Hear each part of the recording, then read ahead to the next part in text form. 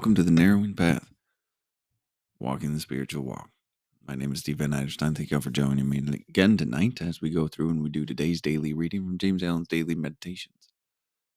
This, of course, will be fresh to you and fresh to me, meaning that you'll get my genuine response, reactions, observations, and what I relate to about the reading, as this will be my first time hearing it right here on this podcast with y'all.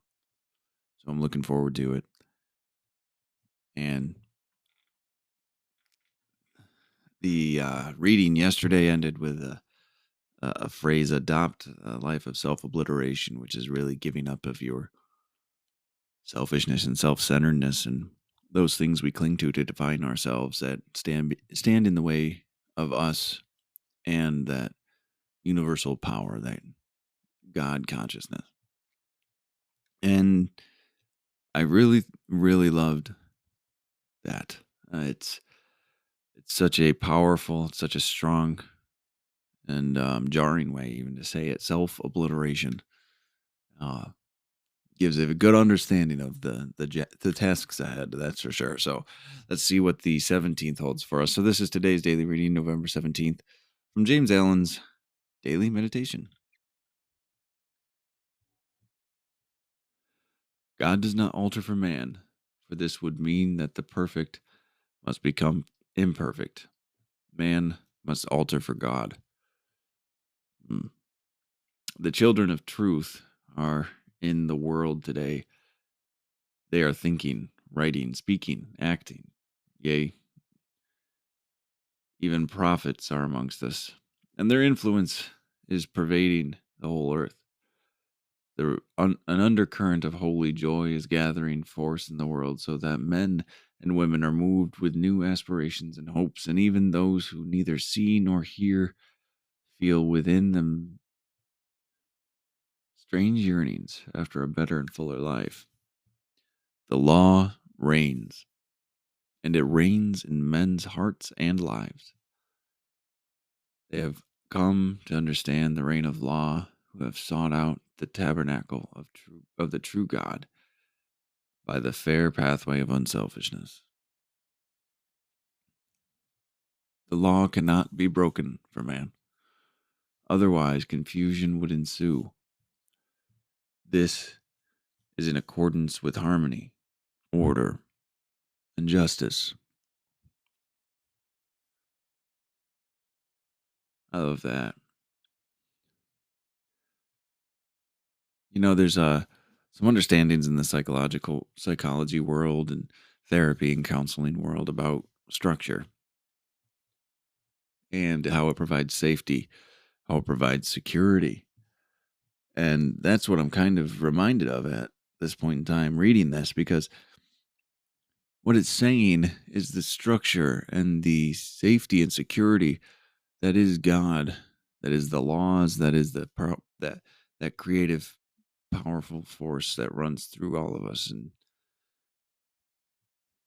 that has to remain the same. It's unchangeable. That's why it's always been. That's why it's always will be. It always will be, and that's why it still exists now.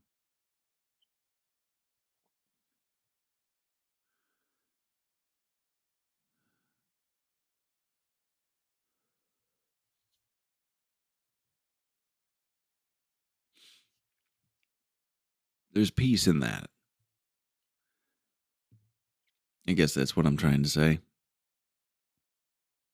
There's a lot of peace knowing that if I align myself to something of that nature, I'm aligning myself to the eternal, becoming part of it.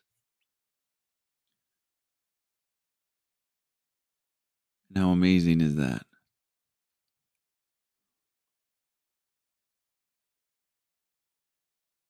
I forget where I was reading, but it says the river's always, I think it's Khalil Gibran poem.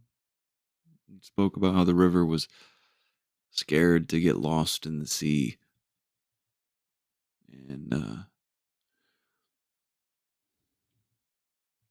looked back out where it came from and all of these things, but there's no turning back. Just like for us, there's no turning back, and we don't lose ourselves in the sea. we become the sea. We are the sea. We always have been. That's the thing. So when we align with that eternity, with that eternal truth, when we align to these things, that, my friends,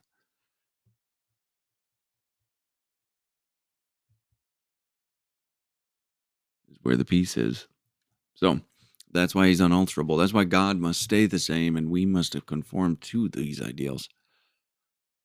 God does not change for us. For we're temporary. This physical existence is temporary. And it's best we remember that, honestly. So this for opening line, God does not alter for man, for this would mean that the perfect must become imperfect. Man must alter for God. That's exactly what we were talking about, right? The perfection of God and the law of the universe and all of these powerful things, these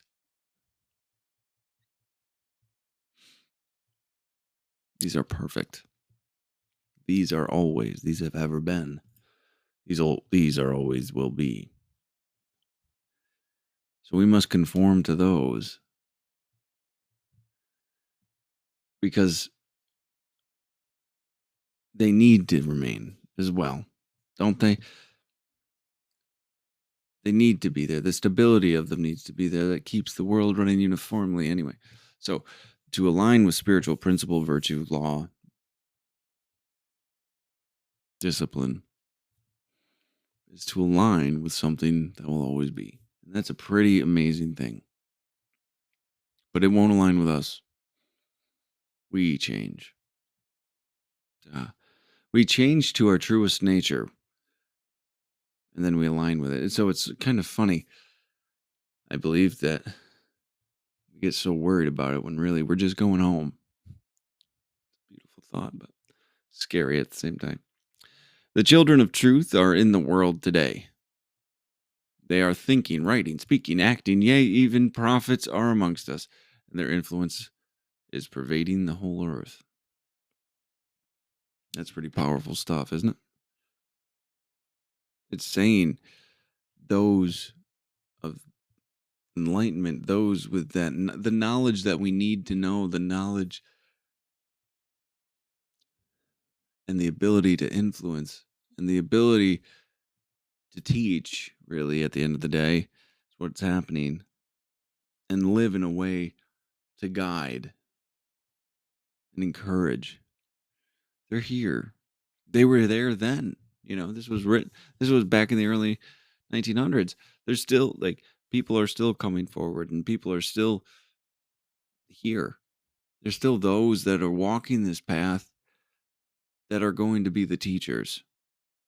There are those that are walking this path that will be the leaders in this, and not a leader in the sense that we think of it, but more a shower of the path. Because these are things that no one person can contain and need to be sought out to receive, but more so it's a path that needs to be shown so an individual can walk it on their own. No one will have the answers, but they will potentially give you direction to find them. An undercurrent of holy joy is gathering force in the world so that men and women are moved with new aspirations and hopes, and even those who neither see nor hear feel within them strange yearnings after a better and fuller life. So it's interesting to hear this perspective because I don't know if it exists in the same way. At least maybe I don't see it all the time. Maybe that's where this lands, but you know, the people are rediscovering joy. It's a movement of growth. It's a movement of coming from a place of love and understanding and compassion and empathy. There's more and more of that that's being found. But as more is found, the opposite will also strengthen. That's just how this world kind of works, I believe. when you have strength growing in one side, the opposite must be there to counterbalance it.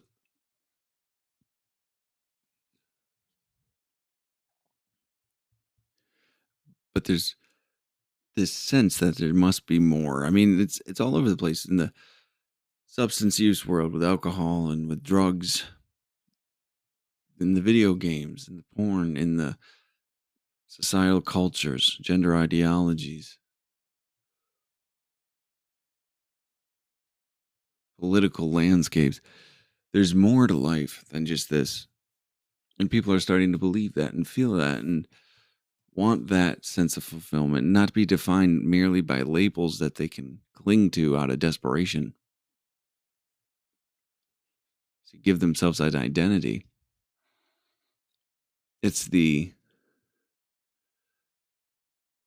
frantic clutching to labels as an identity that keeps them from finding theirs. At least that was my experience. I needed to define myself by all of these external things. And then suddenly I was able to let all of them go, I found truth and I found myself. Which, thank God for that. The law reigns, and it reigns in men's hearts and lives.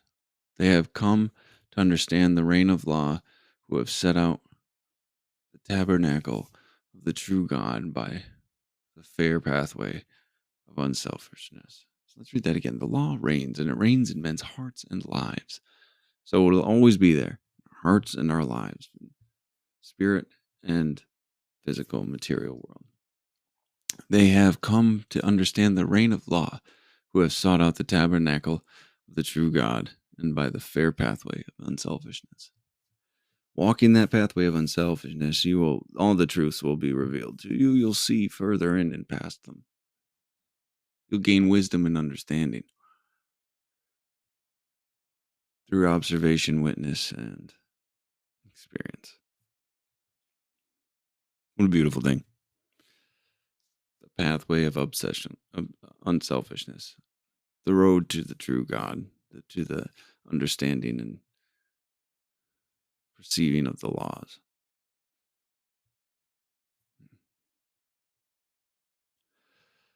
Now, the ending line: the law cannot be broken for man, otherwise, confusion would ensue. This is in accordance with harmony, order, and justice. Bringing it full circle, isn't it? Bringing it right back to the beginning.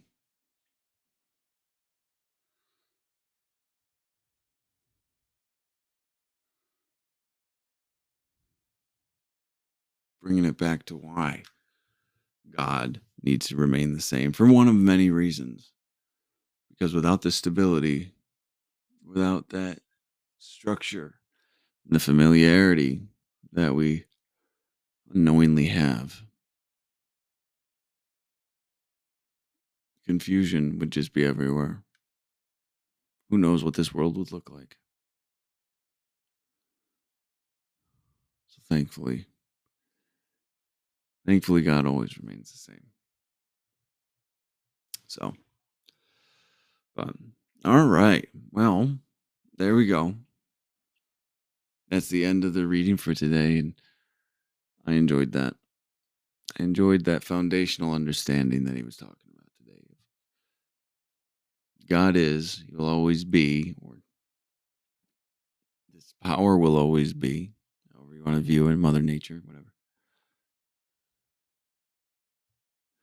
Will always be and will always behave the same, regardless of what we think about it.